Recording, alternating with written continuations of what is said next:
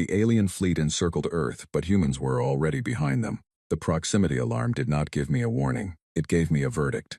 I was sitting in the command chair of the patrol cruiser Ardent when every screen on the bridge went from green to red in the same instant.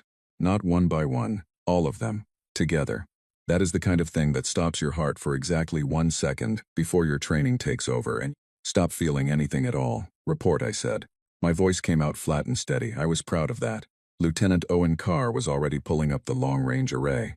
His fingers moved fast, but his face had gone pale underneath his normal composure. Admiral Osei, he said. We are reading 3,214 contacts dropping from FTL. Grid sectors 7 through 41. They are forming a sphere, ma'am. A sphere. I had been an admiral for 11 years. I had fought 2 border engagements, survived a reactor failure at the edge of the Kepler belt, and once talked a Valith patrol vessel out of opening fire on a civilian transport by pretending to be a distress beacon. I had seen a lot in space. I had never seen 3,000 ships move as one body into a perfect geometric formation around a single point. That point was Earth. I stood up from the chair. I did not need to tell Owen to put it on the main screen. He was already doing it. The tactical display stretched across the entire front wall of the bridge, and there it was, our home planet, a small blue circle at the center, and surrounding it on every side, above and below, at every angle, a shell of hostile ships so thick it looked like someone had built a second sky and filled it with intent. The Valith Dominion had arrived. They had been watching us for years. Every intelligence report we had, going back a decade, said the same thing. The Dominion did not rush. They were patient, methodical, and ancient. They had absorbed 14 civilizations into their protectorate structure over 4 centuries. They did not conquer through brute force, not usually. They preferred to arrive in overwhelming numbers, allow the target species to look at the math and reach the obvious conclusion on their own, and then accept the terms that were offered. The terms were never good, but they kept you alive, technically. You kept your language and your buildings and your names for things. You just stopped being the ones who decided anything that mattered. All Earth orbital stations have gone silent, said Ensign Petra Cole from the communications desk. She was 23 years old, on her first deep patrol assignment for 6 days. Her voice did not shake, which told me she had not yet understood fully what she was reading. I am seeing carrier wave suppression across the entire near-Earth band. They have cut external communications. Not cut, I said, jammed. There is a difference. Cut means they do not want us to talk to each other. Jammed means they want us to know they can cut us off, but they are choosing not to. It is a statement. What does it say? Petra asked. It says we are surrounded and they would like us to notice. I walked to the navigation console and pulled up our own position. We were 3 astronomical units out from Earth, running a standard patrol loop between the outer belt and the edge of the inner system. We had been out here for 41 days. We were due to rotate back in 9 more. A second alert came through on the priority channel. It was a fleet-wide broadcast from Earth Defense Command, encrypted on the Admiral tier. I put it through my earpiece so the bridge crew would not hear it yet. The voice was General Nadia Holloway, commander of the entire Earth Defense Force. I had known her for 20 years. She did not sound frightened. She sounded like a woman who was reading from a script she had written a long time ago, and was now finally performing for the audience she had always known was coming. All flag officers, this is Holloway. Protocol Lazarus is now in effect. I say again, Protocol Lazarus is now in effect. All assets confirm receipt. Do not respond on open channels. Osei, I know you are out there. Bring the Arden home on the quiet route. You know why. I knew why. I pulled the earpiece out and walked back to the center of the bridge. Owen was watching me. Petra was watching me. The other 4 officers at their stations were watching me too. They all wanted the same thing. For me to tell them what to do and to sound like I knew what was coming next. Adjust course, I said. We are going back to Earth. Run quiet. No active sensors, minimum engine output, standard commercial shipping signature. We will be home in 14 hours. Should I signal the fleet? Owen asked. No. He hesitated for just a moment. Ma'am, there are 3,000 enemy ships surrounding our planet. I know, Owen. And we are going back there. We are. He looked at the tactical display one more time, then back at me. I could see him trying to find the thing I knew that he did not. He could not find it. He trusted me anyway. That is the best kind of officer you can serve with. Aye, ma'am, he said, and turned back to his console. I sat down in the command chair and watched Earth on the screen. It was so small from out here. You could cover it with your thumb. People always said that when they came out to deep space for the first time, that they could cover their whole world with their thumb, and they expected to feel small. Most of them said instead that they felt something else entirely, something closer to protective. That is the part they never put in the recruitment materials for the space program. But it is the truest thing about being out here. 3,000 Valeth ships surrounding my planet. And every news channel that could still transmit through the jamming field was already calling it the end. Analysts were being pulled from their usual commentary desks to explain, in carefully measured voices, what a Valeth protectorate meant for daily human life. Politicians were making statements that balanced measured language with visible fear. People in cities across the planet were standing outside their homes and offices and looking up, as if they could see the ships from the surface, as if they could make out the geometry of the trap with the naked eye. They could not. But the trap was real. I had watched it form on my screen in the space of 30 minutes. A perfect mathematical shell constructed around my homeworld by 3,000 ships, moving with a precision that was almost beautiful if you could manage to stop being afraid of it long enough to appreciate the craftsmanship. I was not afraid of it. 6 months earlier, before my patrol rotation, I had sat in a briefing room 3 floors underground in the Earth Defense Command Complex outside Cape Town. There were 14 people in that room. No recording devices, no network connections. General Holloway had stood at the front and said 3 words before any presentation began. They are coming. Not might be coming. Not our projections suggest. They are coming. We had an asset inside the Valeth diplomatic mission on Relay Station 4. I never knew the asset's name. I still do not. What they provided was not just intelligence about Valeth intentions. What they provided was the Valeth operational timeline, the specific formation the Dominion fleet would use, and the exact window of vulnerability that formation would create the moment it was in place. The Valeth were so confident in their encirclement strategy that they had not updated it in 60 years. Why would they? It had worked on 14 civilizations. The math was perfect. Once the sphere formed, there was no way out, no angle of escape, no gap to exploit. The target species would look at 3,000 ships arranged in perfect geometric order around their homeworld and accept the reality that resistance was not a rational option. The Valeth had never faced a species that agreed with them completely, and had spent the last 4 years using that certainty against them. What those 14 people in that underground room had built, while the Valeth watched Earth through their long-range sensors and measured our ship counts and cataloged our defense installations, was not a defense. It was a counter-encirclement. The Valeth were watching our ships. They were watching our orbital stations and our fleet movements and our construction schedules. What they were not watching was the outer system. 600 vessels, retrofitted, rehulled, stripped of active sensors and running on cold dark protocols, had been moving outward for the past year. Moving slowly in small groups disguised as mining convoys and survey teams and deep space maintenance tugs. Moving to positions calculated to the meter. Positions that were not inside the Valeth sphere. Positions that were outside it, behind it. Protocol Lazarus was the activation code. The Valeth had come to encircle Earth. Earth had already encircled them. They simply did not know it yet. The Ardent hummed quietly as we moved toward home. On the screen, the Valeth sphere glittered like a constellation arranged by something with no sense of beauty and a flawless sense of mathematics. I watched it for a while. Then I poured a cup of coffee from the console dispenser, sat back down in the command chair, and waited. In 41 hours, the Valeth Dominion would contact Earth and demand surrender within 72 hours.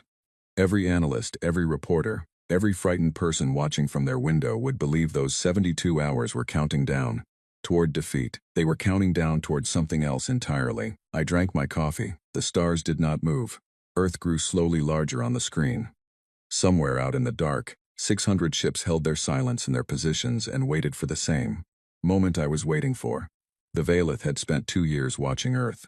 They never once looked behind them. Priya Mehta had not seen the sun in 214 days. She knew the number exactly because she had written it on the inside of her bunk, frame with a stylus, 1 mark for each day, the way she had read that people used to count their time in difficult circumstances. She was not in difficult circumstances in the way that phrase usually meant. She had everything she needed. She had food and air, and a functional bunk and colleagues, who had long since moved past the stage of being colleagues into something closer to family. She had her work which was meaningful and her purpose which was clear. What she did not have was the sun, or open sky, or the particular sensation of standing in a space large enough that the walls did not close in on you after a while. Not physically but in some subtler way that was harder to name. She had not felt wind. She had not eaten food that came from soil. She had not spoken to her husband in 7 months, because the Ghost Fleet ran on complete communications blackout, and telling him where she was or what she was doing was not possible. And so she had said goodbye at Titan Station with the cover story she had been given and the knowledge that she could not explain why she was going or how long she would be away. He had looked at her for a long moment before she boarded. He was a reasonable man. He had spent 8 years married to an Earth Fleet officer, and he understood the weight of classified assignments and the silences that came with them. He had squeezed her hand and said only, "Come back." She had said she would. She intended to keep that. She was Lieutenant Commander Priya Mehta, Weapon Systems Officer of the Ghost Fleet Patrol Carrier Nightfall, currently running cold and dark at the far edge of the outer system, 214 days into an operation that most of the human species did not know existed. The Ghost Fleet had no official name on any document above the highest classification tier. Internally, the crews called it the Long Dark, because that was what it was. 600 ships had been gathered from every reserve pool, pulled from decommission queues, requisitioned from private mining contracts, and quietly rebuilt in the orbital yards of Titan and Ceres over 18 months. The work was done by teams that rotated on tight schedules and were never briefed on the full scope of what they were building.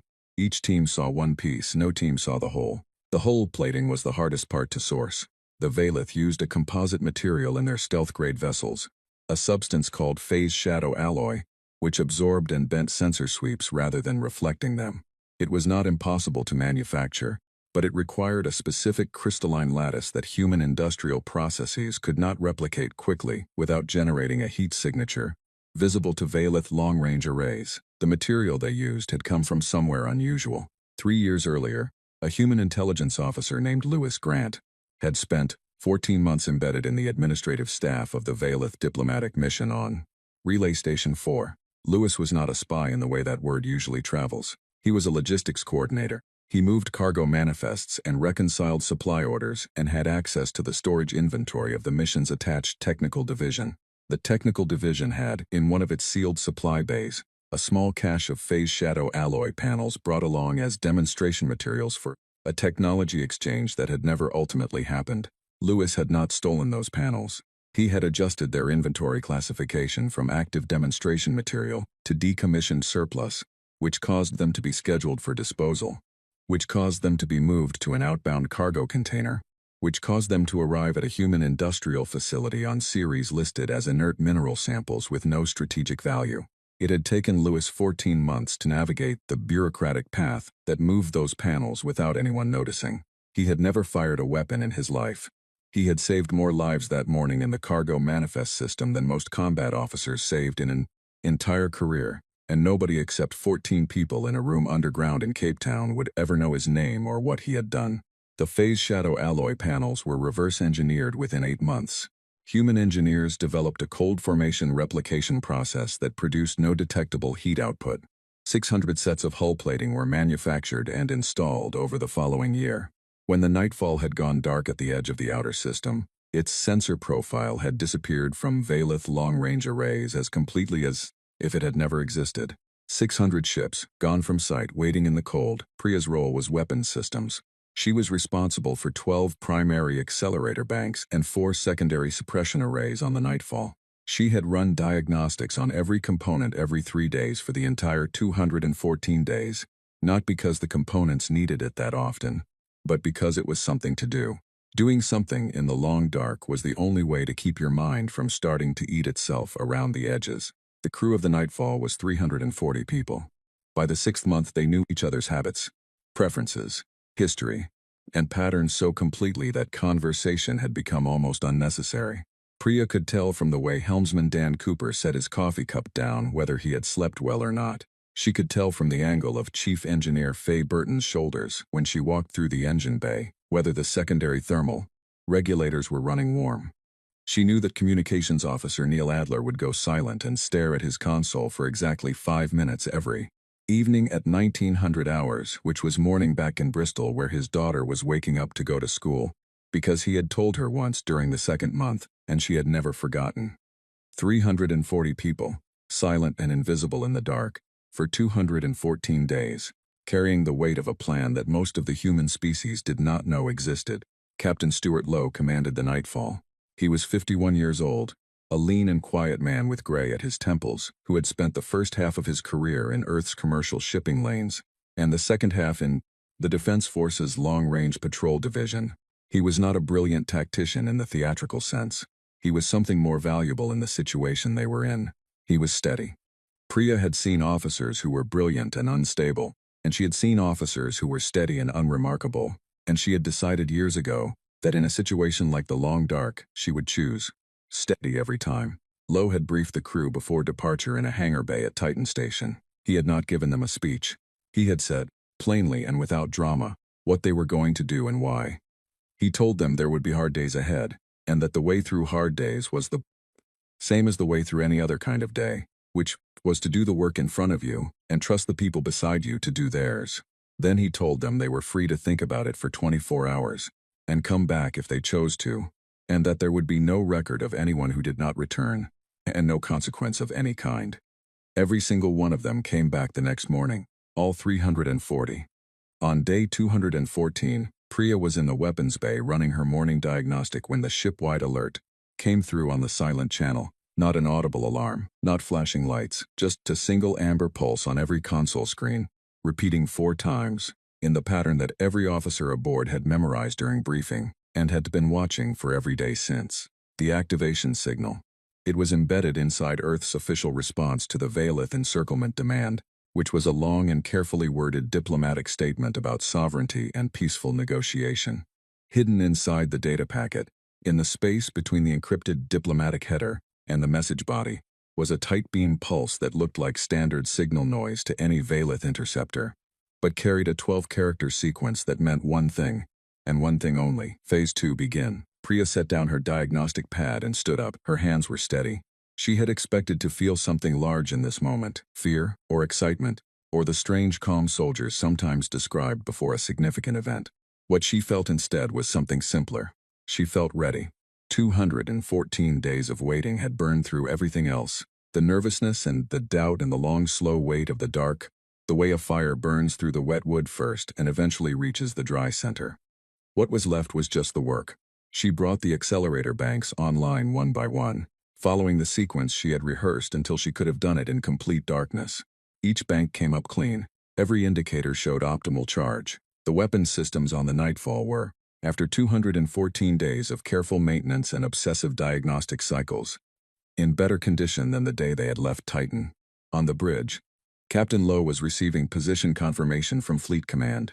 The Ghost Fleet's 600 ships were spread across a calculated shell around the outer perimeter of the Valeth encirclement. The positioning had been worked out by a team of 40 strategists over 6 months, then verified independently by 30 others, then modeled 11,000 times in simulation. Every Valeth vessel in the encirclement sphere had at minimum 2 Ghost Fleet ships at optimal approach angles, the Valeth Fleet's FTL relay points, the exit coordinates they would need for retreat or reinforcement, had 6 Ghost Fleet frigates sitting inside them, running dark and invisible, patient as stone. The Valeth had arranged themselves in a perfect sphere facing inward toward Earth.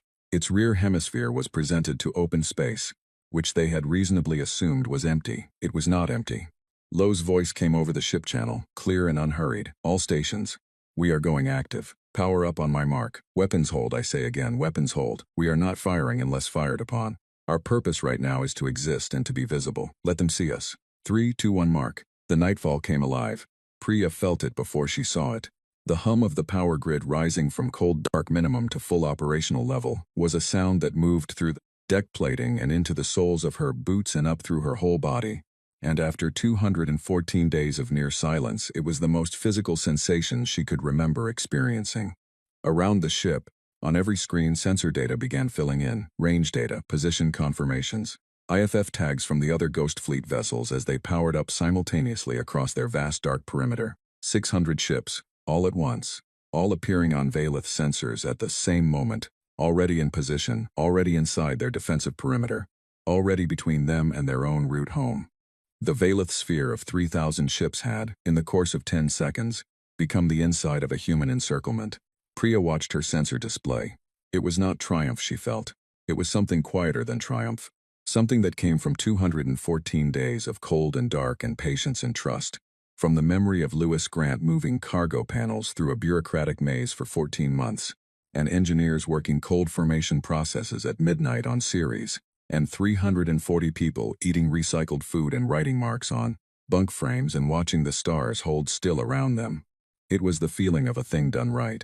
Then her communications panel lit up with the first Valeth transmission, and the feeling shifted into something sharper, something with edges, because the voice coming across the channel sounded like something that had never, in 400 years of expanding across other people's solar systems, ever been genuinely surprised before.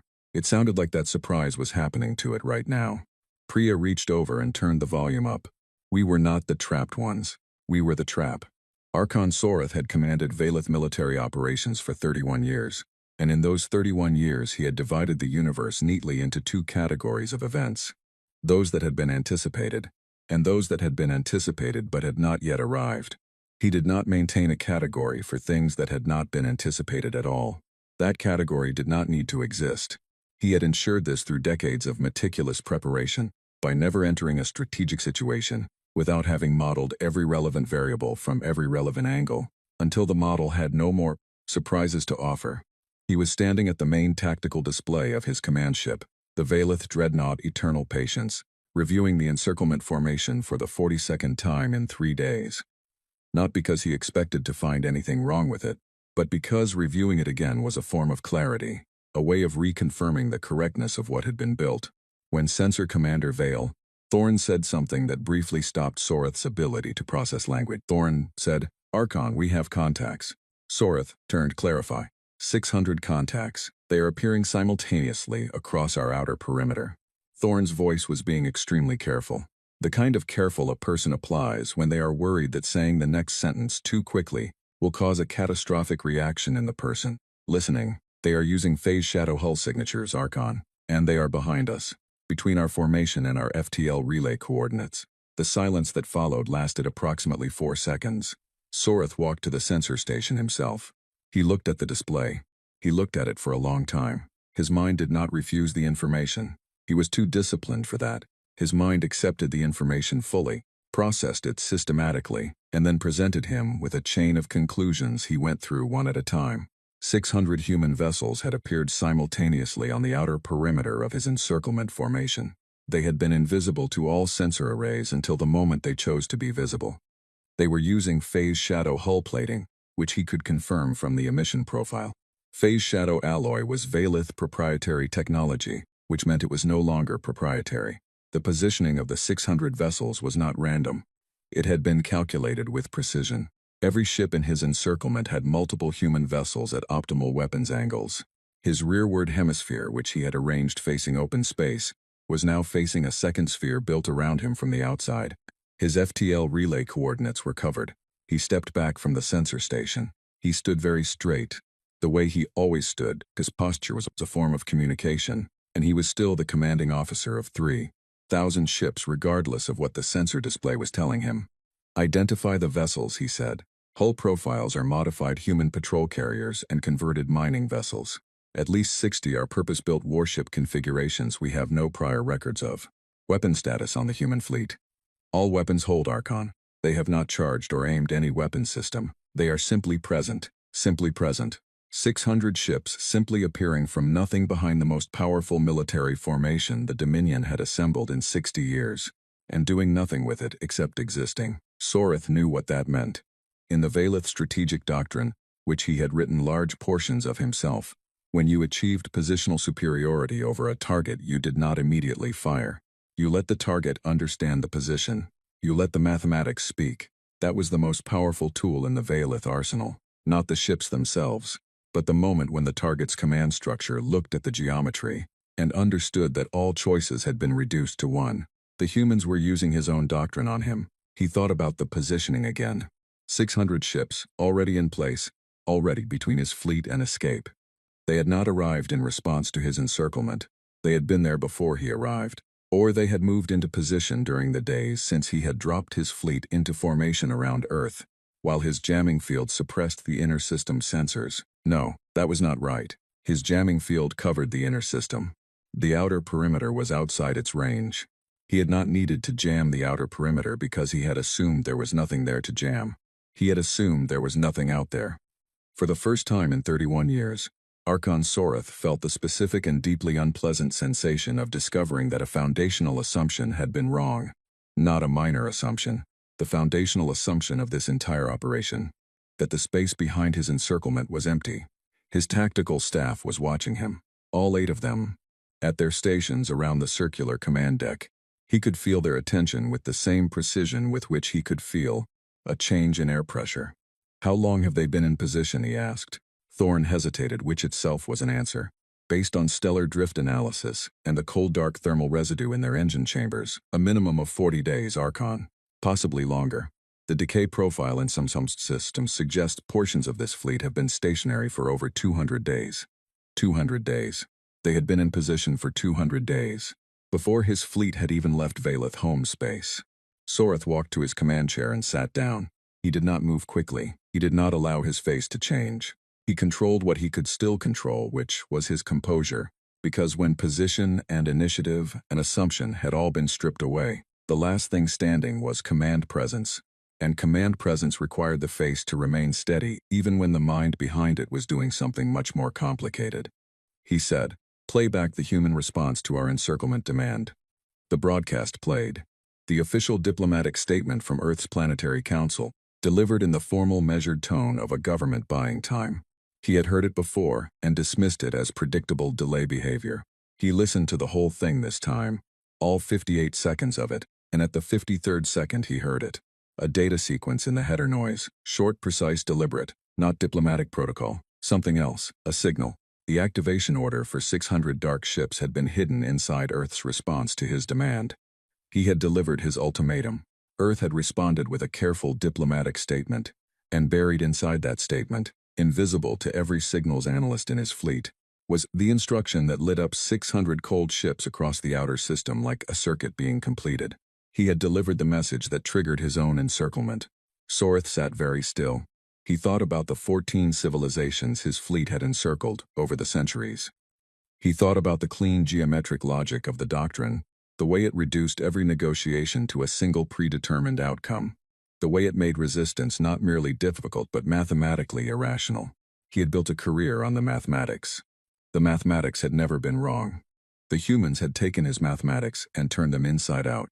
They had used his own encirclement logic as the architecture for a counter-encirclement, used his confidence in the strategy as the thing that guaranteed his fleet would move into exactly the positions they needed to be in for the trap to close. He had delivered 3,000 Valeth ships to their precise coordinates by executing his own strategy perfectly. The most sophisticated trap he had ever seen had used his own certainty as the mechanism. The communications panel opened, a human transmission, coming in on the direct command channel, using encryption protocols that were.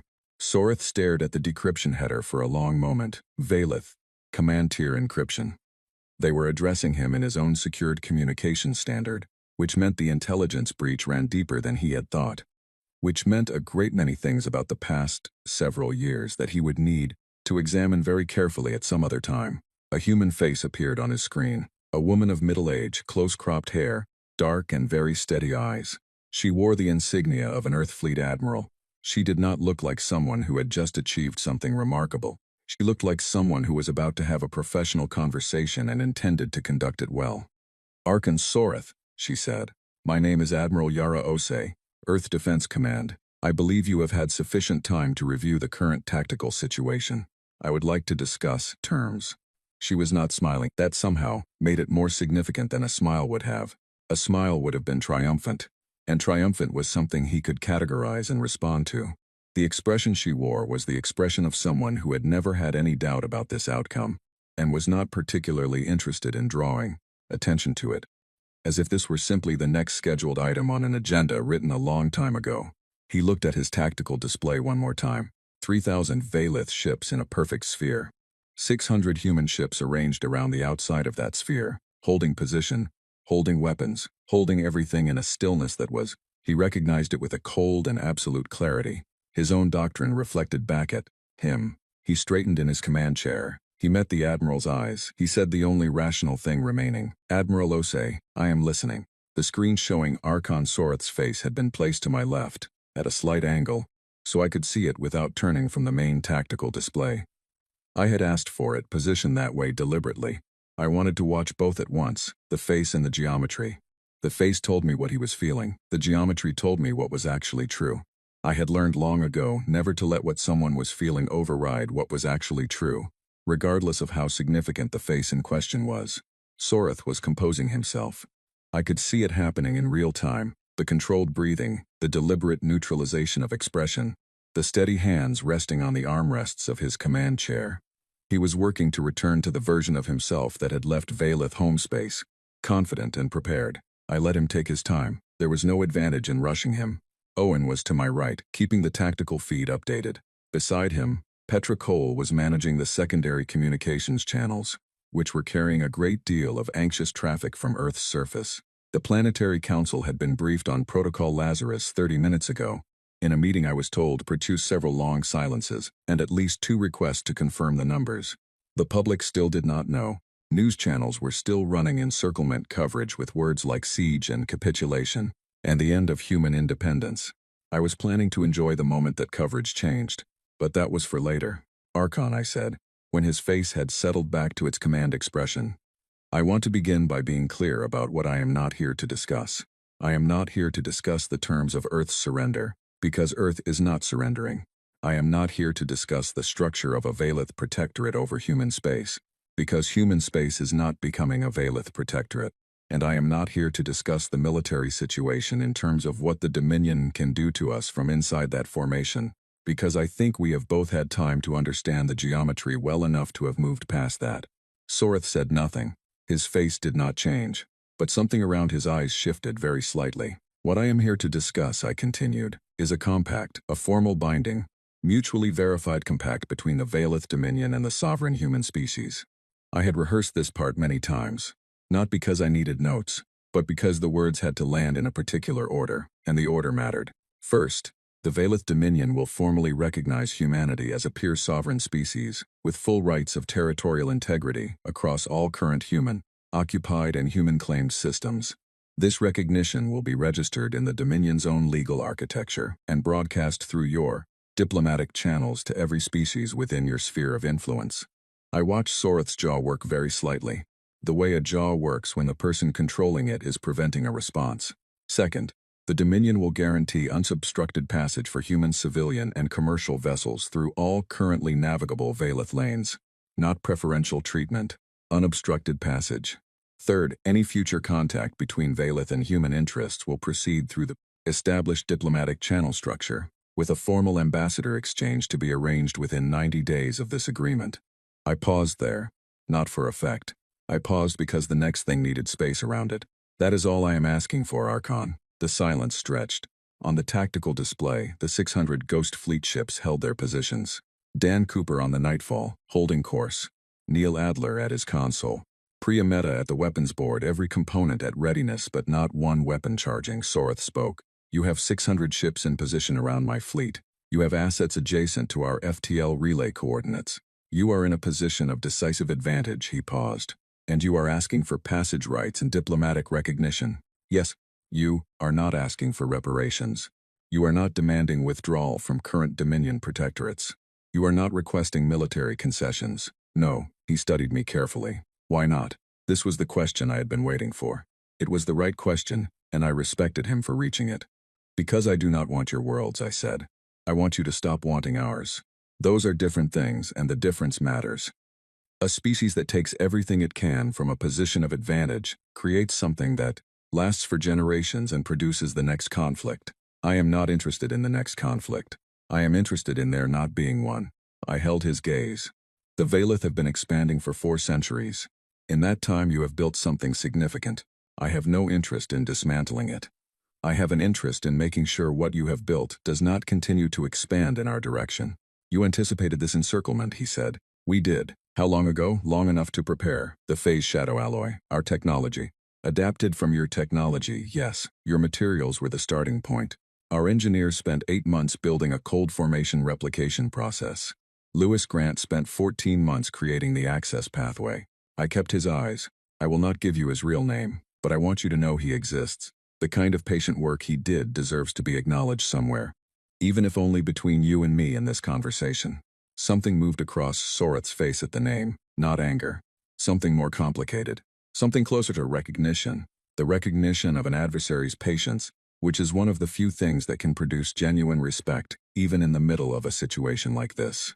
You maintained communications silence across 600 ships for over 200 days, he said. We did. You moved those ships into position over 7 months while your public communications continued normally.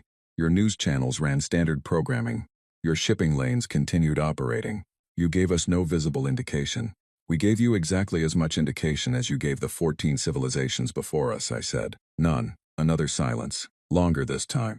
My staff is advising me to probe the formation, he said. To test the position and identify weaknesses. Your staff is not wrong to advise that.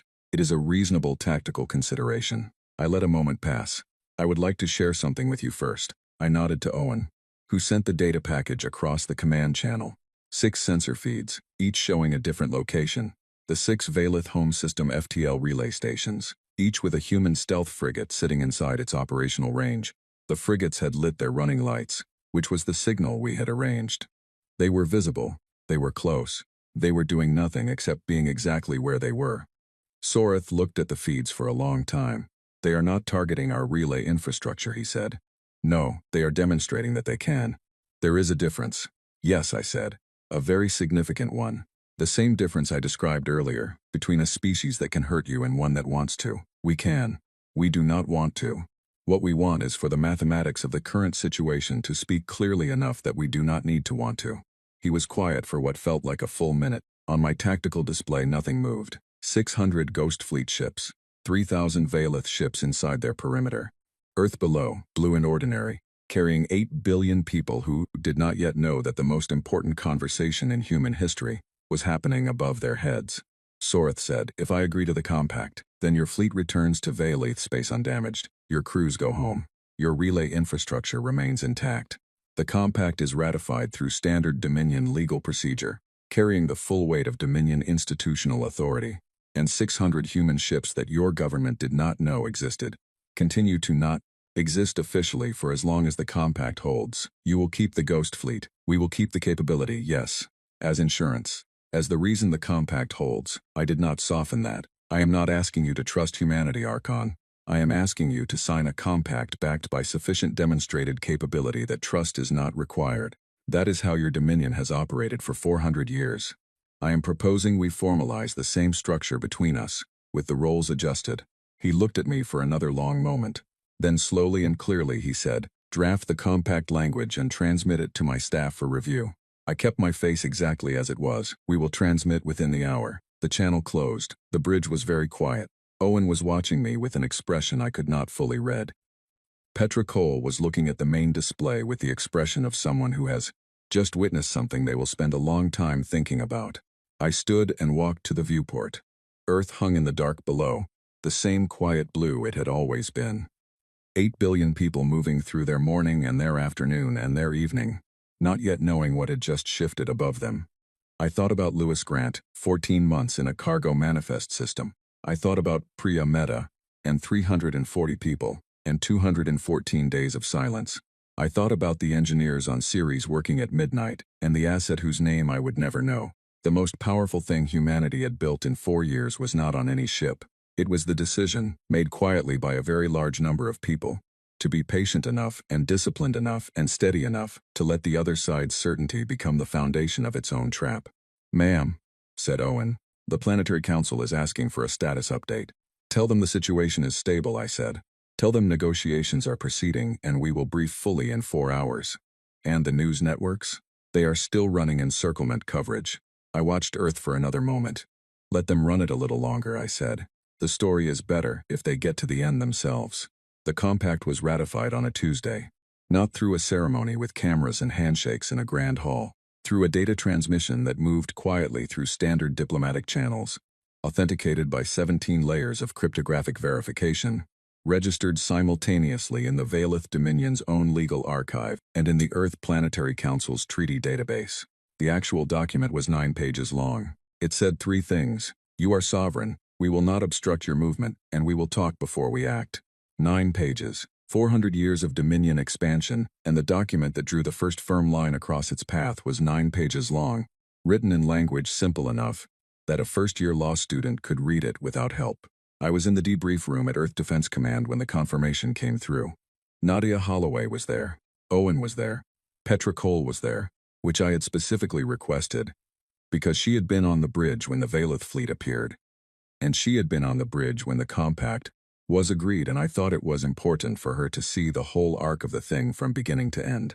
Nadia read the confirmation off her screen and set it down. She looked at me. "It held," she said. "It held," I said. She nodded once. The way she nodded when a thing was done, which was the same nod she gave for everything, from a successful readiness drill to the conclusion of a standoff. Nadia Holloway did not believe in hierarchies of occasion. A done thing was done. 3 days after ratification, the Valeth fleet began its withdrawal. Not quickly, which would have looked like retreat. Slowly and with sequence, each vessel cycling through its FTL jump in organized order. The sphere dissolved from the outside in, ship by ship. From Earth's surface, through whatever telescopes were working after the jamming field came down. It must have looked like watching a second sky unmake itself, each point of light in it going dark one at a time until the original sky was all that was left. I watched the withdrawal from the observation deck of the command station above Cape Town. Priya Mehta was standing beside me. She had been brought up from the nightfall 2 days after the compact was agreed, along with Captain Lowe and a rotation of Ghost Fleet crew members, for what was officially called an operational debrief, and was actually the closest thing to a welcome home that the classification level would allow. No cameras, no ceremony, coffee and food that had not come from a recycler, and Priya had stood in the commissary for 5 full minutes eating bread with butter on it, with an expression of private and absolute satisfaction. Now we stood at the viewport and watched the last Valeth ships disappear into FTL. 216 days, she said. I know. Dan Cooper wants to know if we are getting shore leave. He is getting 3 months. All of you are. The whole Ghost Fleet rotation. Full pay. Travel authorization for anywhere in the solar system. I paused. Tell Neil Adler that his daughter's summer program starts next week, and if he leaves tonight he can be there for the first morning. Priya stared at me. How do you know about Neil's daughter? I read every personnel file in the Ghost Fleet twice a year, I said. It is important to know who you are asking to sit in the dark for 200 days. She was quiet for a moment. Then she said, Lewis Grant, in a way that was a question without a question mark. Safe. Still on Relay Station 4, which is now, as of 12 hours ago, a mixed diplomatic mission under the new Compact's Ambassador Exchange framework. He will stay another year, which is what he volunteered for. Then he comes home. Priya looked out the viewport. The sky where the Valeth fleet had been was just sky now. Ordinary sky, the kind that did not require defending. What comes next, she asked. It was the right question. In 6 weeks, the Valeth will file the compact recognition through their diplomatic broadcast system. Every species in their sphere of influence will see it. They will not describe what actually happened here. They will call it a mutual strategic agreement, reached in the interest of long-term stability, which is Valeth diplomatic language for something they would prefer. Everyone assumed was their idea. I watched the outer system through the viewport. But everyone in that sphere will understand what it means. The Dominion reached a mutual strategic agreement with a species it had come to absorb.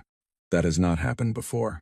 The civilizations that have been watching us quietly at the edge of the map, the ones who were thinking about what they might do in our direction, they are going to notice. How much notice? 2 of the civilizations we have been tracking through our own Border Watch program have already adjusted their projected expansion vectors. Neither of them sent a message, neither made any formal acknowledgement. They just quietly changed direction. Priya absorbed this. Without firing a weapon, she said. Without firing a weapon. She thought about that for a while. A week after the withdrawal, the Ghost Fleet crews were formally recognized. There was a ceremony, which I kept small because they had not done what they did, in order to stand in a room and be acknowledged. Nadia Holloway read their names aloud, all 32,000 of them, which took a long time, and nobody suggested shortening it. Each name was read once, clearly, and the reading was the entire event. No speeches, no medals, not yet, just the names said out loud, so that the record of the thing existed somewhere above classification level, and the people who had done it would know that somebody knew. Captain Stuart Lowe stood at the back of the room during the reading, and looked at the floor the whole time, not because he was not proud, but because the floor was the only direction that did not make him have to work not to show what he was actually feeling. I understood that. 3 months after ratification, I updated the Stellar Cartography Archive. It sounds like an administrative task, and in fact, It is one of the most quietly significant things an Earth officer can do. The archive is the official record of explored and navigable space. Adding to it means the space is recognized as open for survey teams and commercial traffic and eventually colony proposals and the long, complicated, deeply human project of going somewhere new and finding out what is there. I added 243 new star systems. Systems surveyed in secret over the past 4 years by the same teams that were officially running deep space mining operations. Systems beyond the current edge of recognized human space, outside the areas the Valeth had considered worth monitoring. 243 stars. Some with planets. Some of those planets with atmospheric and thermal profiles that made scientists use words like promising and worth a closer look and worth going to find out. Nobody was watching that edge of the map anymore. Nobody was standing between us and those stars.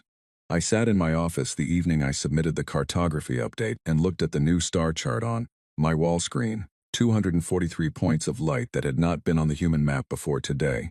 Most of them were far away. Most would take years to reach and more years to understand. That was fine. We were patient. We had established that beyond any reasonable question. Owen knocked on my door at 2000 hours and came in with 2 cups of coffee. Not standard protocol, but absolutely welcome. The council wants to know if you are available for a briefing on the Compact Anniversary Framework, he said. Tell them yes, but not before Monday. He set the coffee down and looked at the star chart on the screen. He said nothing for a moment. Ma'am, he said finally, when you were on the Ardent, coming back toward Earth, watching the Valeth fleet on the screen, were you actually not afraid? I thought about it honestly. I always tried to think about things honestly. I was afraid, I said. Just not of what everyone else was afraid of. He waited. Everyone else was afraid that we were surrounded, I said. I was afraid that something in the plan would fail, that someone would break communication silence at the wrong moment, that the activation signal would not transmit cleanly, that the cold formation hull plating would have a flaw we had not found in testing. I was afraid of all the things in our control going wrong. I looked at the star chart. The Valeth fleet I was not afraid of, because the Valeth fleet had just done exactly what we needed it to do. Owen was quiet for a moment. That is a very unusual way to think about 3,000 enemy ships surrounding your planet. It is, I agreed. It is also the only way the plan works. He picked up his coffee. I picked up mine. The star chart glowed on the wall. 243 new lights at the edge of what we knew, waiting for people patient and steady and curious enough to go see what was there. Somewhere in the outer system, 600 ships held their positions in the quiet dark, not threatening anyone, not pointed at anyone, just present. The way capability is always present when it has been built carefully enough and is understood clearly enough. A reminder written in geometry, for anyone who needed reminding. Nobody seemed to need it. I updated my personal log and wrote the last entry of the file I had started the day Nadia. Holloway said 3 words in an underground room in Cape Town. And I wrote it the same way I had thought about everything throughout this, plainly and without additional decoration. They came to show us what inevitability looked like. We showed them it looked like us.